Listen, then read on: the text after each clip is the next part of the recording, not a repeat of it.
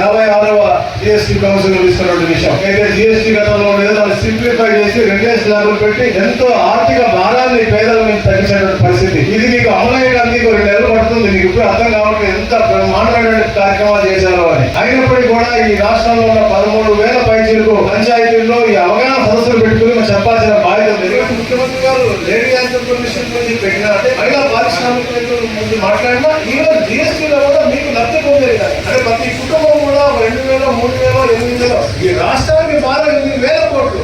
రాబోయే రోజుల్లో ఇండస్ట్రీ అవ్వచ్చు, లేదా జీడీపీ అవ్వచ్చు, లేకపోతే 10 దాంట్లో ఇతరాగా మనకి గ్రోత్ వచ్చి కొనుక్కునే శక్తి పెరుగుతుంది, టర్నోవర్ పెరుగుతుంది. రాబోయే రోజుల్లో మంచి అభివృద్ధి రాష్ట్రంలో మనం అగ్రస్థానంలో ఉండగలుగుతామని చెప్పేసి అవగాహన కల్పించాల లక్ష్యంతోనే జిఎస్టీ గురించి మనం ఇంకొక కార్యక్రమం పెట్టుకున్నాం, సూపర్ సేవింగ్స్ అని. ప్రతి ఒక్క మనిషి కూడా ఈ షాపు దగ్గర అవ్వచ్చు, అలాగే ఎవరైతే కష్టం ఉంటారో వాళ్ళకు కూడా అవగాహన కల్పించాలి.